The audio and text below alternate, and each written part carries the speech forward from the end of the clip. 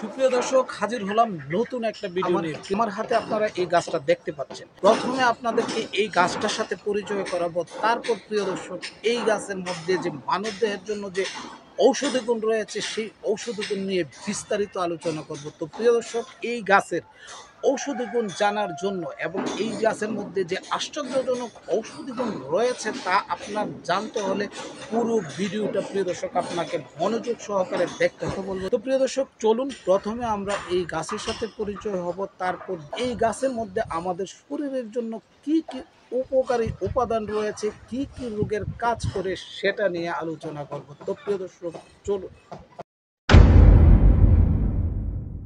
এই গাছের বৈজ্ঞানিক নাম জিজিপাস ওয়েনোপ্লিয়া, ইংরেজি নাম জ্যাক্কাল হুজুক, বাংলা নাম শিয়াকুল, শিয়ালকুল, জঙ্গিকুল, বনবরুই, গুডবরুই। এটি রামনাসী পরিবারের জিজিকাস গণের একটি সপুষ্পক উদ্ভিদ।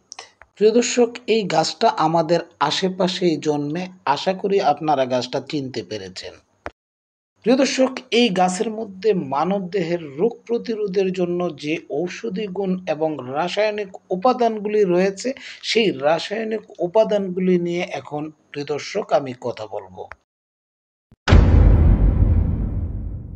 এই গাছের বিভিন্ন অংশে যেমন বাকল এবং শিকড়ে জিজিফিন, জিজিফাইন, অ্যাবিসিনিন এবং অন্যান্য নির্দিষ্ট যৌগ শনাক্ত করা হয়েছে। প্রধান রাসায়নিক উপাদানগুলির মধ্যে সাইক্লোপেপটাইড, অ্যালকাল অ্যাড, ফ্লাভোন অ্যাড, ফেনোলিক যৌগ, টারপেন অ্যাড, বেটোলিক অ্যাসিড, ফ্যাটি অ্যাসিড এবং কার্বোহাইড্রেট এবং স্টেরল। প্রিয় দর্শক, এই রাসায়নিক উপাদানগুলি মানবদেহের জন্য কি কি রোগের ঔষধ হিসাবে কাজ করে সেটা নিয়ে এখন আলোচনা করব।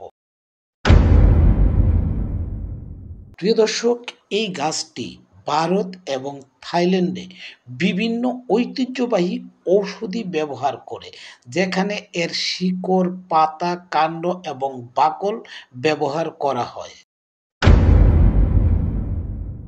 ঐতিহ্যবাহী পদ্ধতিতে পাতাগুলি ক্ষতের ড্রেসিং হিসাবে ব্যবহৃত হয়। তাছাড়া এই পাতাগুলি ক্ষতস্থানে ব্যান্ডেজ করে ব্যবহার করা হয়।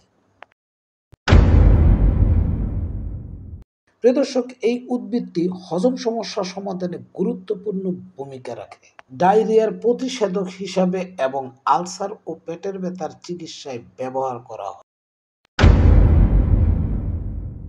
কাণ্ডের ছাল গলা ব্যথা এবং জরায়ু প্রদাহের জন্য ব্যবহার করা হয় এবং উদ্ভিদটির বিভিন্ন প্রদাহজনক অবস্থার চিকিৎসায় ব্যবহার করা যেতে পারে। প্রিয় দর্শক, এই গাছের নির্যাস ম্যালেরিয়া পরজীবীর বিরুদ্ধে অ্যান্টিপ্লাজমোডিয়াল ম্যালেরিয়া বিরোধী কার্যকলাপ দেখিয়েছে।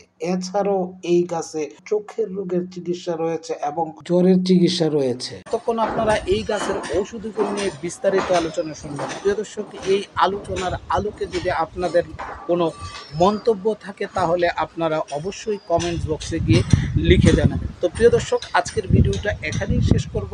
দ্রুতই ফিরব নতুন কোনো ভিডিও নিয়ে। ততক্ষণ পর্যন্ত প্রিয় দর্শক আপনারা ভালো থাকুন, সুস্থ থাকুন আর নিরাপদে পথ চলুন। আল্লাহ হাফেজ।